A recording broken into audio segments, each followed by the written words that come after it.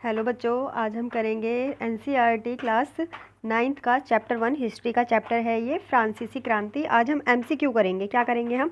MCQ जो आपके paper में आते हैं, 10 नंबर का होता है एमसीक्यू। ठीक है, चैप्टर 1 से फिर 2 से इस तरीके से करेंगे हम। आज हम चैप्टर 1 के एमसीक्यू करेंगे। 10 एमसीक्यू हैं ये। कितने हैं एमसीक्यू? 10 है। ठीक है, आपको आंसर के साथ साथ क्वेश्चन की व्याख्या भी मिल जाएगी। अगर आप चैनल पे नए हैं तो चैनल को सब्सक्राइब करें। फर्स्ट क्वेश्चन है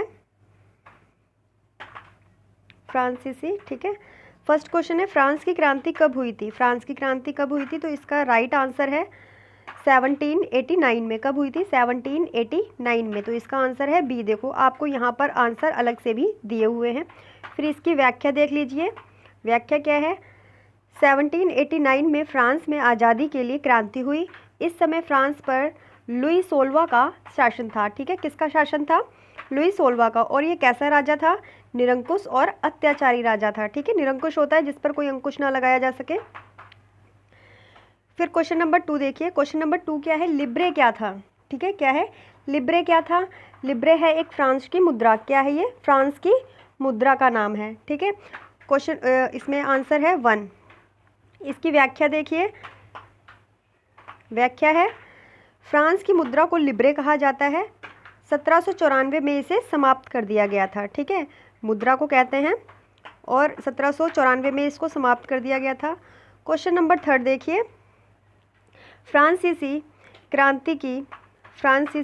क्रांति के समय फ्रांस पर किसका शासन था? तो किसका शासन था फ्रांस की क्रांति के समय? लुई 16वें का। ठीक है, किसका शासन था? लुई 16वें का। तो इसका आंसर क्या है? सी है। ठीक है, क्या आंसर है इसका? सी राइट आंसर है। इसकी व्याख्या देखिए। फ्रांसीसी क्रांति 1789 में हुई। कब हुई थी बेटा? 1789 में। लुई 16वां 1774 में राजगद्दी पर बैठा। कब बैठा था वो? 1774 में गद्दी पर बैठा था। ठीक है, लुई 16वां निरंकुश शासक था। ठीक है, कैसा शासक था वो? निरंकुश शासक था। ठीक है, मतलब अपनी मर्जी का काम किया करता था, जनता की बात नहीं सुनता था। ठीक है, क्वेश्चन नंबर 4। क्वेश्चन नंबर 4 में क्या है? एस्टेट से क्या अभिप्राय था? ठीक है, एस्टेट क्या होता है? फ्रांस का सामाजिक वर्ग का विभाजन है ये। ठीक है, जो सामाजिक वर्ग थे उसका विभाजन था ये। ठीक है, क्या है ये? फ्रांस का सामाजिक वर्ग का विभाजन। Answer number D. यहाँ पर आपको इस तरीके से दे रखा है। इसकी व्याख्या सुनिए। फ्रांस का समाज 3 प्रकार के स्टेट में बटा हुआ था। ठीक है, कितने प्रकार के स्टेट में बटा हुआ था वो? 3 प्रकार के। प्रथम स्टेट में पादरी। ठीक है, ये सबसे ऊपर रखे जाते थे, पादरी। दूसरे स्टेट में कुलीन वर्ग और तीसरे स्टेट में बड़े व्यवसायी, वकील, किसान, कारीगर, छोटे किसान, भूमिहीन मजदूर, नौकर, व्यापारी, अदालती कर्मचारी इत्यादि। ठीक है, ये थे वर्ग तीसरे में। ठीक है, तो ये सब क्या हैं? सामाजिक वर्ग हैं ये। ठीक है,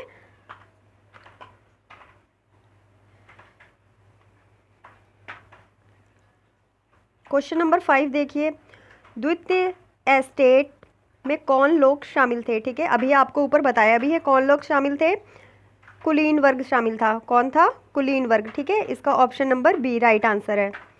व्याख्या देखिए। पादरी प्रथम स्टेट में थे, अभी बताया मैंने आपको। कुलीन वर्ग द्वितीय स्टेट और व्यापारी तृतीय और किसान भी तृतीय में। ठीक है, अभी आपको ऊपर विस्तार से व्याख्या बता दी है।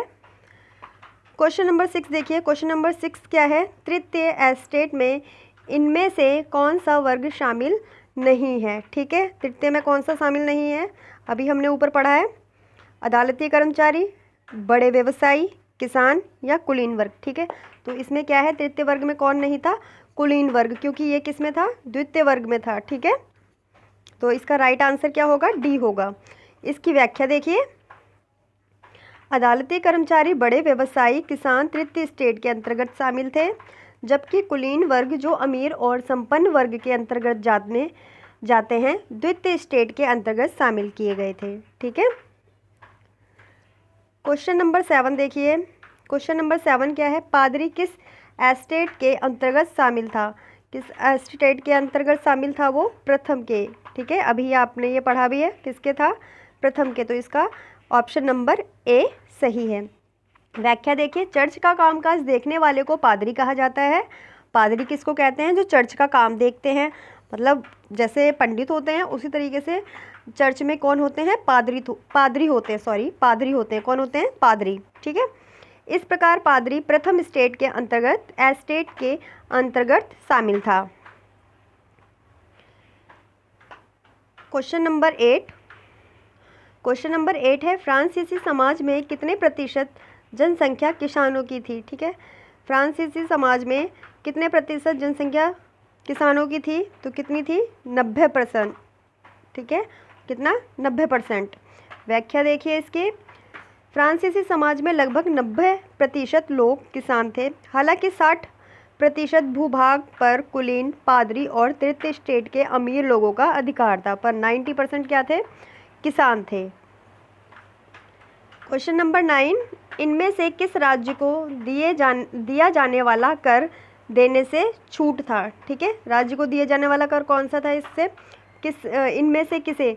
ठीक है, किसे राज्य को कर नहीं देना पड़ता था? तो वो कौन सा वर्ग था? पादरी। वो पादरी थे प्रथम वर्ग के। ठीक है, राइट आंसर क्या है? ए राइट आंसर है पादरी। इसकी व्याख्या सुन लीजिए, प्रथम एस्टेट के अंतर्गत पादरी और दूसरे एस्टेट में शामिल कुलीन वर्ग के लोगों को कर से छूट मिली हुई थी, जबकि तृतीय एस्टेट के अंतर्गत शामिल सभी को कर देना पड़ता था। ठीक है, प्रथम और द्वितीय को कर नहीं देना पड़ता था राज्य को, पर जो तृतीय वर्ग था उसको कर देना पड़ता था। क्वेश्चन नंबर 10 क्या है? इनमें से कौन प्रत्यक्ष कर है? ठीक है, कौन सा प्रत्यक्ष कर है? तो टाइल है। क्या है? टाइल है। अभी देखो आपको पता चल जाएगा टाइल क्या है। इसका पहले तो आप आंसर लगाइए टाइल। ठीक है, टाइल अलग है और टाइल अलग है। इसका आंसर क्या है? बी है आंसर। व्याख्या सुनिए, राज्य द्वारा सीधे तौर पर लिया जाने वाला कर को टाइल कहा जाता है। ठीक है, राज्य द्वारा जो सीधे तौर पर कर लिया जाता था उसको टाइल कहते हैं। और टाइद क्या होता है? एक प्रकार का धार्मिक कर है। टाइद क्या होता है बच्चों? एक प्रकार का धार्मिक कर। लिब्रे फ्रांस की मुद्रा का नाम था। ठीक है, लिब्रे क्या है? एक एक जो ऑप्शन है वो आपको समझाए गए हैं। लिब्रे फ्रांस की मुद्रा का नाम है। क्या है? लिब्रे फ्रांस की मुद्रा का नाम है। एस्टेट फ्रांस के सामाजिक वर्ग का बंटवारा था। और एस्टेट क्या था? अभी हमने ऊपर भी पढ़ा है, एस्टेट फ्रांस के सामाजिक वर्ग का बंटवारा था। इस प्रकार आपको 10 क्वेश्चन पूरे करवा दिए गए हैं, और भी क्वेश्चन आपको इसी प्रकार इसी चैनल शिक्षा के रंग पर करवाए जाएंगे। वीडियो अच्छी लगी हो तो आपको वीडियो को लाइक करें, और चैनल पे नए हैं तो चैनल को सब्सक्राइब करें। Thank you.